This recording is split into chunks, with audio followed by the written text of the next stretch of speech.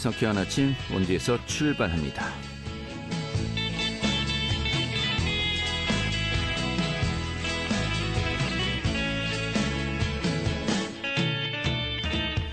안녕하십니까. 5월 2일 화요일 아침 인사드리겠습니다. 상쾌한 아침 원주에서 출발합니다. 진행의 한태호입니다.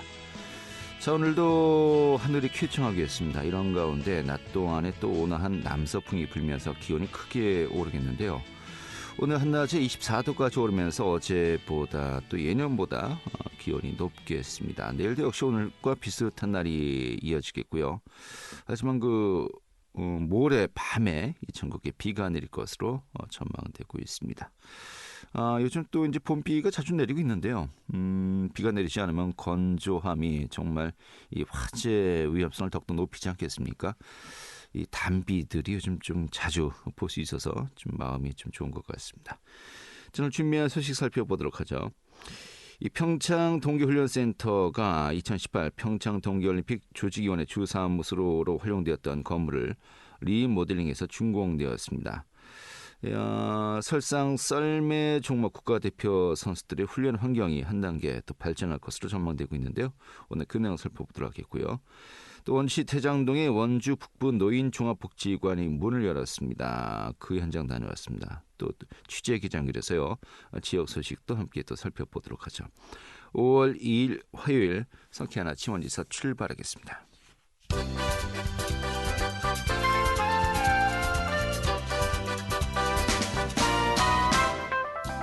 오늘의 뉴스입니다. 원주시는 강원도교육청 소유의 옛 탁성초등학교 부지와 현 원주교육지원청 부지 매입 계획을 원전 재검토하겠다고 밝혔습니다. 재검토 이유에 대해선 원주교육지원청 이전 부지를 옛 탁성초등학교가 아닌 영서고등학교 실습지로 바꿔야 원주시의 균형 발전이 가능하다고 설명했습니다. 원주시는 또 강원도교육청이 원주교육지원청 이전 부지로 영서고 실습지로 재선정한다면 부지 매입을 재추진하겠다고 덧붙였습니다. 이에 대해서 강원도교육청은 원주교육지원청을 옛 탁성초등학교 부지로 이전할 계획엔 변함이 없다고 설명했습니다. 원주시가 이달 한 달 동안 여관이나 모텔 등 숙박시설에서 장기 투숙하고 있는 위기 가구에 대해서 전수조사를 실시합니다. 이를 통해서 숙박비 장기 미납이나 실직 등의 위험 징후가 있는 가구를 발굴해 긴급복지 지원과 공적 서비스 등을 적극 지원키로 했습니다. 이를 위해서 원주시는 지역의 숙박업소에 안내문을 발송하고 도움이 필요한 가구를 발굴하는 데 협조를 요청했습니다. 강원도는 이달부터 기준 중위소득 150% 이하인 강원도 청년들을 상대로 청년 디딤돌 2배 적금 가입 신청을 받습니다. 이 적금은 청년이 3년 동안 매월 10만 원을 적립하면 지자체가 같은 금액을 적립해서 목돈을 만들 수 있게 하는 상품입니다. 또 6월부터는 전 월세 주거자금을 대출받은 신혼부부에게 1년에 최대 3% 한도 내에서 대출 이자 일부를 지원할 예정이라고 밝혔습니다. 오늘의 뉴스였습니다.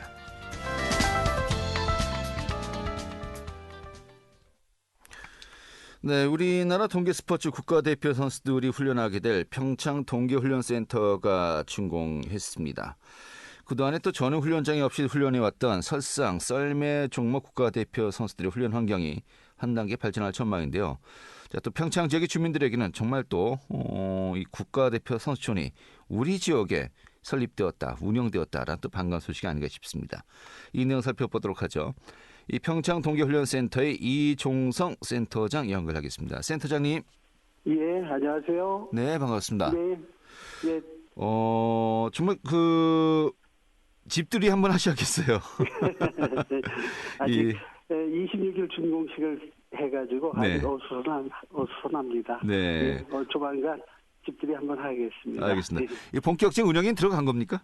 네, 저희 센터가 26일 말씀드린 대로 26일 날 준공을 했습니다. 먼저 저희 동계훈련센터가 무엇을 하는 곳인지 시청자 여러분께 간단히 설명드리겠습니다. 네. 저희 센터는 2018 평창 동계올림픽 유산을 보존하고 동계 스포츠의 발전 그리고 스포츠인 교육의 거점으로 활용하기 위해 새롭게 마련된 공간입니다. 청취자분들께서 모두 알고 계시겠지만 이곳 평창은 2018 동계올림픽대회 개최지이자 명실상부한 동계 스포츠 메카입니다. 네. 그럼에도 불구하고 평창 동계올림픽 이후에도 국가대표 동계 종목 선수들은 여전히 열악한 여건에서 훈련할 수밖에 없었던 것이 사실이었습니다. 네. 동계 종목 전용 훈련 시설이 없었을 뿐더러 그나마 있는 기존의 훈련 시설은 많은 선수들의 수요에 비해 턱없이 부족했었습니다. 거기에 숙소도 부족했고 전담 지원 조직은 아예 없었습니다. 이런 상황을 감안해서 대한체육회는 전용 훈련장을 마련하고 동계 스포츠 저변 확대를 위해 백방으로 뛰었습니다. 그 결과 저희 평창 동계훈련센터를 건립할 수 있게 되었습니다. 그래서 지금은 다음 달 5월 다음 주부터 본격적인 운영을 앞두고 시운전 중인 상황입니다. 알겠습니다. 네. 사실 그 평창 동계올림픽 이후로 이 썰매 종목의 인프라가 이제 평창에 조성돼 있지 않습니까? 네네. 이 해당 종목의 선수들, 이 선수 훈련장은 뭐 이제 작은 선수촌은 이곳에 만들면 되지 않겠냐라고 했는데 드디어 그것이 이루어졌다 이렇게 보면 되겠군요. 네, 그렇습니다. 그 동계 종목 선수들이 염원이었습니다. 전용 훈련장을 마련하고 네. 싶어 하는 것이. 그래서 저희가 이 선수들이 염원을 받들고 그리고 동계 스포츠 저변 확대를 위해서 동계훈련센터를 준공하게 된 것입니다. 알겠습니다. 네. 현재 그 국가대표 선수촌이 이제 진천에 설립돼 있지 않습니까? 네. 아무래도 이곳에서 같이 생활하셨겠지만은 좀 훈련하는데 뭐 한계는 많이 있었나 봐요. 예, 지금까지 저희 동계 종목 선수들은 그 진천과 알펜시아를 왔다 갔다 하면서 필요에 따라서 빈 공간을 찾아서 훈련을 해야만 했었습니다. 예. 그렇기 때문에 선수들조차도 좀 불안정한 상황이었고 그랬는데 전용 훈련장 마련하게 됨으로써 그들이 둥지를 틀고 앉아가지고 훈련에만 집중할 수 있는 그런 계기를 마련하게 되었습니다. 알겠습니다. 네. 자, 기본적인 건물은 그 네. 평창 동계올림픽 때 조직위원회 주사무소로 활용되던 건물을 리모델링 했어요. 여기에 지금 네. 아까 말씀하신 여러 시설들이 이제 들어섰고 네. 또 이제 썰매 종목의 인프라를 또 활용한다는 거 아니겠습니까? 네. 네. 그럼에도 불구하고 200억 원이 넘는 또 사업비가 소요되었습니다. 네. 이 전체 규모가 어느 정도인 겁니까? 예, 저희 센터는 그 리모델링 예산에 221억 원이 투입이 되었습니다. 지난 네. 4월에 착공해서 11개월 만에 완공이 되었고요.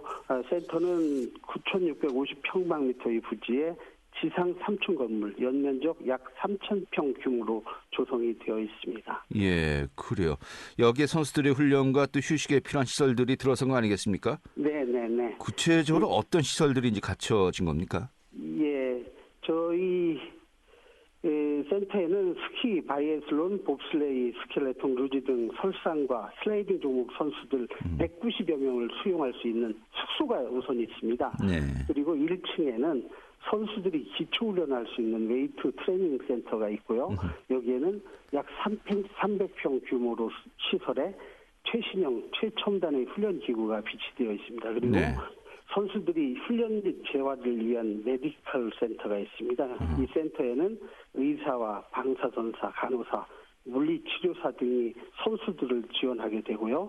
그리고 선수들에게 가장 중요한 영양식을 제공하기 위해서 영양사와 조리사 등 10여 명이 일일 5,000칼로리의 영양식을 선순하게 제공하는 식당이 있습니다. 그리고 네. 그 밖에 선수들의 휴식과 편의를 제공하기 위해서 당구장, 탁구장, 노래방, 북카페, 사우나 시설 등이 조성되어 있습니다. 알겠습니다. 말 그대로 선수들은 그냥 훈련만 열심히 하면 되겠군요.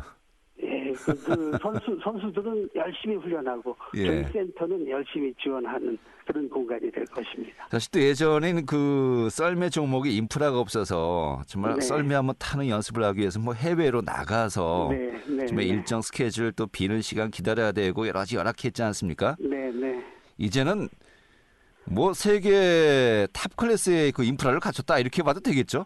예, 그러함에도 선수들이 또 국제적인 경쟁을 하기 위해서는 네. 전지훈련은 또 필수적입니다. 물론 다녀와야 되지만 예, 기본적으로 예, 국내 훈련하는 네. 데는 부족함이 없이 저희들이 지원할 수 있는 설비가 돼 있고 준비가 예. 돼 있다는 말씀을 드리겠습니다. 알겠습니다. 우리 또 선수들 부담감 많이 느끼겠는데요. 그러면 이제 또 상주하는 인구가 네. 뭐 여기 뭐 스텝진들도 이제 상당할 수 있지 않겠습니까? 네. 뭐 몇 분 정도 되는 겁니까? 저희- 선수들을 포함해서. 저희 센터에 근무하는 직원들이 20여 명이 되고요. 네. 그리고 선수들은 저희가 이제 예상컨대 본 궤도에 오르면 매월 150명 정도의 선수와 네. 지도자들이 이 센터에서 훈련을 하게 될 것입니다. 예.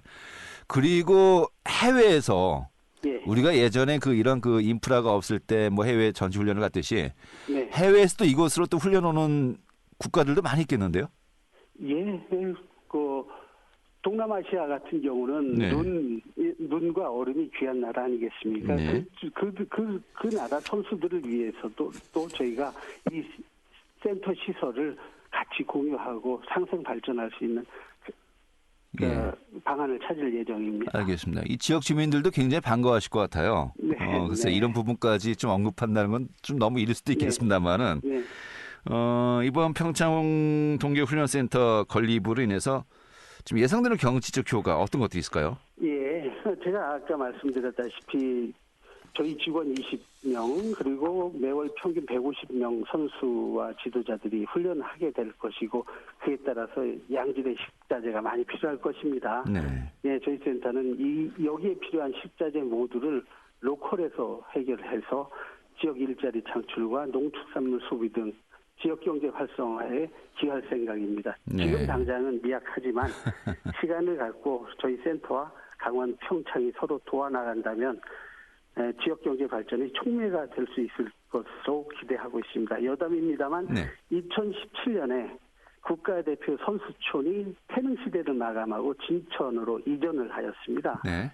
이때 이전 초기에 진천 지역에서는 기대만큼 지역 경제에 도움이 되지 않는다 이런 불만들이 있었던 것은 네. 사실이었습니다. 예. 그렇지만 진천 시대 6년이 경과한 지금 와서 판단을 해보면 진천 선수촌이 지역을 먹여 살린다는 평가가 나올 정도라는 말씀을 드립니다.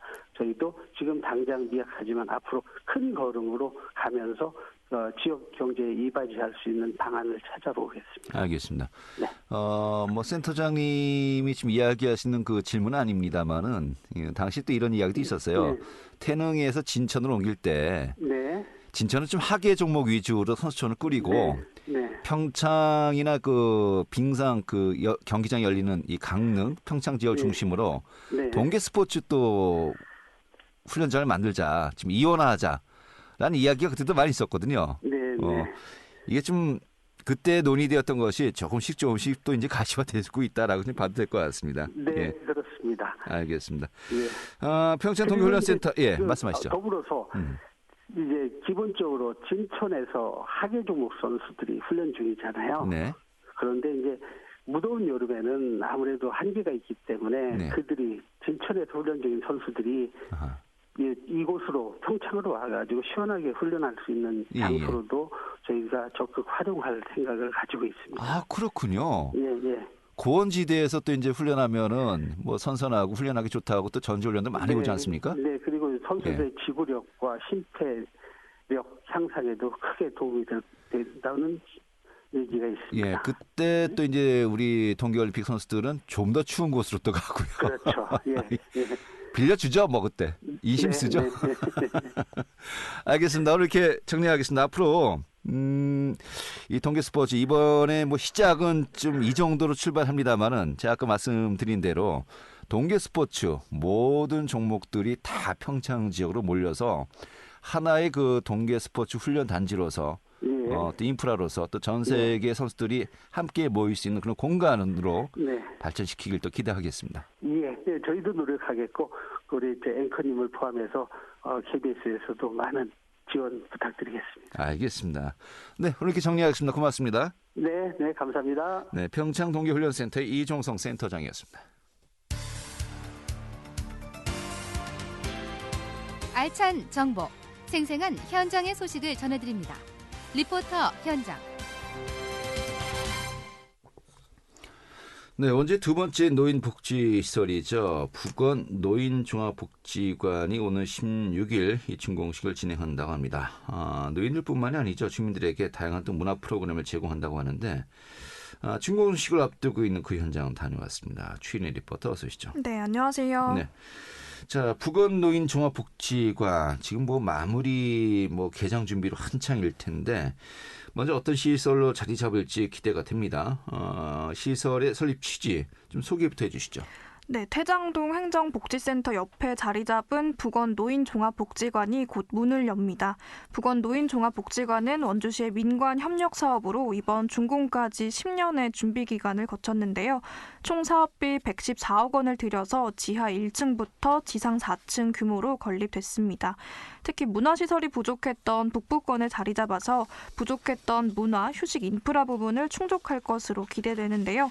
태장동을 비롯해 우산동, 소처, 호저면까지 5개 지역을 집중 관할합니다.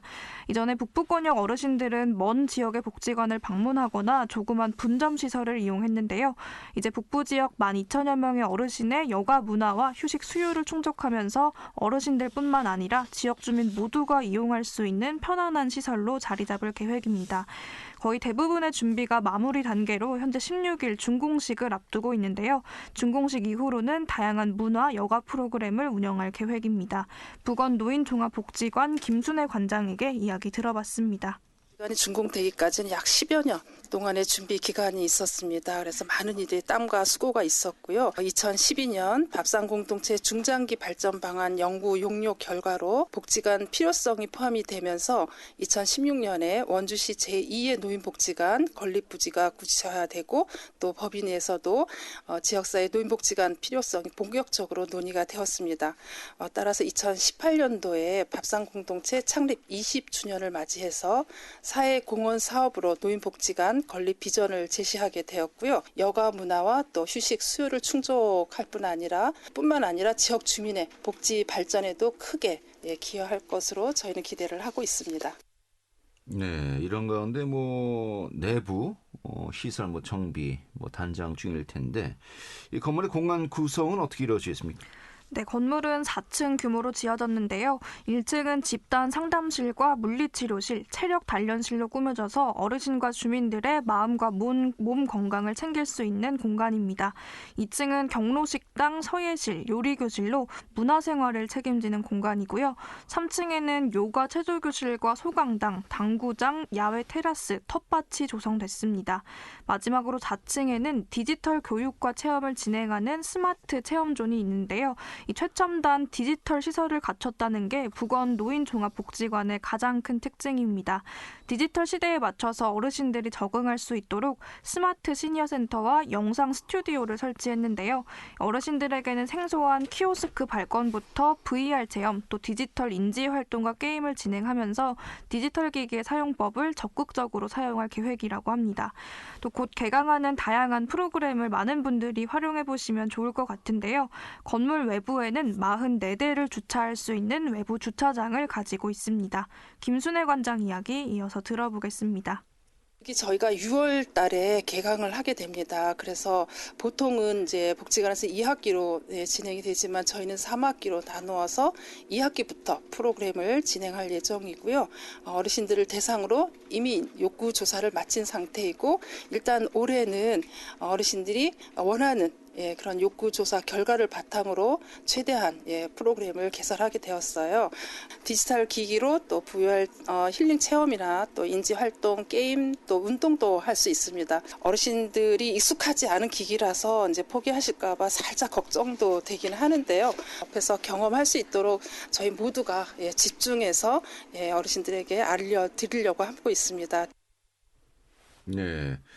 또 어르신들과 주민들을 위한 교육 프로그램 어떤 것들이 있습니까? 네, 16일 준공식을 진행하고 바로 다음 날인 17일부터 본격적으로 이용 회원 접수를 받는다고 합니다. 신분증을 지참해서 복지관을 방문하면 회원 등록을 할 수 있는데요. 회원 등록 후에는 경로식당을 포함한 모든 시설을 자유롭게 이용할 수 있습니다. 요가와 실버 체조, 시와 낭독과 같은 건강 취미활동 분야의 37개 강좌가 개설됩니다. 문화교육 프로그램을 지속적으로 확대 운영할 계획인데요. 6월 9일 프로그램을 정식 개강 전까지 시범 운영되는 프로그램도 많다고 하니까요. 북부권역의 지역 주민들이 잘 활용해 보시면 좋겠습니다. 네, 알겠습니다. 좀 지역별로 이런 또 복지시설의 그 비중이 좀 편차를 두고 있지 않습니까? 이런 가운데 새롭게 만들어진 부건, 노인종합복지관. 그 지역의 또 문화시설의 중추적인 역할을 좀 기대하겠고요. 앞으로 또 성공적인 운영도 함께 또 기대하겠습니다. 네, 오늘 잘 들었습니다. 네, 감사합니다. 네, 추인의 리포터였습니다.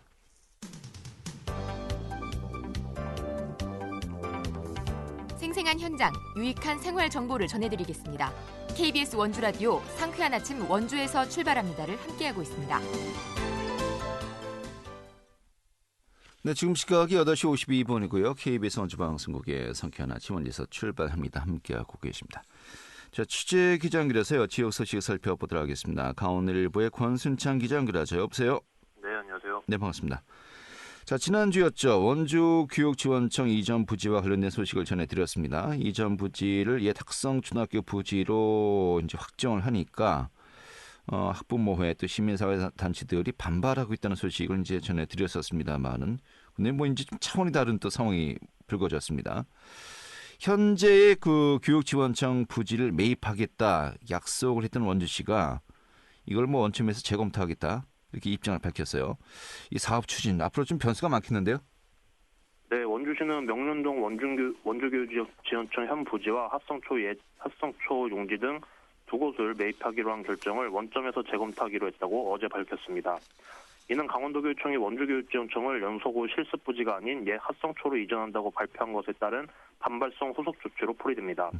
그러면서 원주시는 원주교육지원청이 옮기려는 부지를 다시 선정한다면 현 부지와 옛 합성초 부지 매입 계획을 재추진한다는 입장도 내놓았습니다. 예. 이 같은 원주시의 결정으로 원주지역 교육계의 최대 현안인 원주교육지원청 이전 사업은 급물살을 타다가 다시 암초에 부딪히게 됐습니다. 준공된 지 45년 된 원주교육지원청은 매우 넓고 협소해 신축 이전이 시급한 상황입니다. 예, 알겠습니다. 그러니까 당초 이제 원주시에서는 현재의 교육지원청 부지와 또 옛 태장초등학교 부지 이것을 동시에 매입을 하겠다라는 것이었는데 만약에 이제 그 태장초등학교를 교육지원청에 이전하게 되면은 그냥 현재 교육지원청만 사줘야 될 의미를 좀 찾기 힘들다라는 또 입장인 것 같습니다. 아무튼 뭐 원주시가 이 같은 조치를 취한 것 좀 다시 한번 우리가 좀 분석해 보면 어떤 이유를 이제 볼 수 있을까요? 네, 원주시가 수년째 방치되고 있는 옛 합성초 부지 등을 매입하기로 한 것은 합성동 정짓들 개발 사업과 구도심 활성화 계획을 연계한 균형 발전을 이루기 위해서였습니다. 또 원주교육지원청의 최대 수건인 이전 사업의 원활한 추진을 돕는 등 원주시와 교육청의 상생 차원에서 매입 결정을 내린 것이라는 게 원주시의 설명입니다. 특히 원주교육지원청 현 부지는 인근 기상대 건물로 인해 고도 제한과 이격거리 등 관련법에 따른 제한으로 활용에 어려움이 있습니다. 그런데도 원주시는 이를 감수하고 내린 매입 결정이었던 점을 강조하고 있습니다. 원주시 관계자는 영서고 실습지는 부지가 넓어 교육청뿐만 아니라 특수교육원 등 교육기반 시설을 동시에 수용할 수 있는 데다 건설 IC 개통 시 접근성도 좋다며 합성초로 이전하겠다는 발표는 못내 아쉽다고 말했습니다. 네, 원주시는 원주시의 이제 균형 발전 차원에서 좀 이 부분을 이제 그 고민하고 있는 것이겠고요. 근데 도교육청 입장은 뭐 학성초등학교 이전은 뭐 이제 확정된 거다, 뭐 변함이 없다 이렇게 입장을 밝히고 있는 것 같아요. 어떻습니까? 네, 맞습니다. 도교육청은 원주시의 부지 매입 재검토 의견과 상관없이 교육지원청 이전을 계획대로 추진한다는 입장입니다. 도교육청 관계자는 이달 교육청 자체투자심사위원회와 7월 교육부 중앙투자심사 진행에는 변화가 없다며 원주시가 부지를 매입하지 않더라도 자체 활용 계획에 따라 흔들림 없이 추진하겠다고 말했습니다. 앞서 지난 2월 원주시는 원주교육지원청 부지와 옛 합성초를 매입하기로 결정했다고 발표했는데요. 현 부지 매각 형태로 추진할 경우 교육부 중앙투자심사 통과 가능성이 높아지는 터라 지자체와 교육당국이 상생하는 모범 사례로 주목받았습니다. 결국 현재대로라면 중앙투자심사 통과가 어려울 수도 있다는 것인데요. 이에 대해 도교육청 관계자는 원주시가 부지를 매입하지 않으면 교육부 심사 통과가 힘들다는 의견이 있지만 자체 계획을 꼼꼼히 세워 이전에 차질이 없도록 준비하겠다고 말했습니다. 알겠습니다. 자, 다음 소식 살펴보죠. 이와 관련해서 송기현 의원 제가 연결해서 이야기를 들어봤었습니다만은 원주 문화의 거리에 공영 주차장이 이제 건립될 예정이에요. 굉장히 좀 규모가 큰 것 같더군요. 네, 원주시 문화의 거리 일원에 총 200대를 동시에 주차할 수 있는 공영 주차장이 건립됩니다. 원주시는 중소벤처기업부 주관 전통시장 주차 환경 개선 사업 공모에 선정돼 107억 원을 확보했다고 지난달 28일 밝혔습니다. 예정대로 중앙동 문화의 거리 일원 1650제곱미터 부지에 5층 규모 공영 주차장이 들어설 경우 전통시장 주차난이 해소될 전망입니다. 총 사업비는 확보한 국비 107억 원과 도비 22억 원, 시비 50억 원 등 총 179억 원이 투입됩니다. 부지 매입 등 보상 절차와 기본 실시 계획을 거쳐 내년 하반기 착공해 오는 2025년 상반기 중 준공합니다. 운영 방식은 인근 전통시장 공영주차장 3곳과 같은 주차권을 사용하는 방식으로 운영합니다. 원광수 원주시장은 만성적인 주차난과 불법 주정차 민원이 해소될 것으로 기대한다고 말했습니다. 네, 그래요. 이제 국비가 확보되면서 2026년경에 좀 상당히 큰 규모의 이제 공영 주차장이 조성될 예정인데, 근데 문제는 바로 길 건너편에 이제 아카데미 극장이 있는 위치거든요. 여기에 그 아카데미 극장 현재 뭐 찬반 논란이 있음에도 불구하고 철거하고 23면의 그 주차장을 확보하겠다는 것인데, 이게 과연 이런 공영 주차장 건립과 맞물려서 꼭 그렇게까지 해야 되는가라는 원점에서 좀 이슈가 더욱더 불거질 것 같습니다. 알겠습니다. 오늘 지역 소식 잘 들었습니다. 네, 감사합니다. 네, 강원일보의 권순찬 기자였고요. 자, 5월 2일 화요일에 함께했던 상쾌한 아침 원에서 출발합니다. 오늘 소식은 여기까지입니다.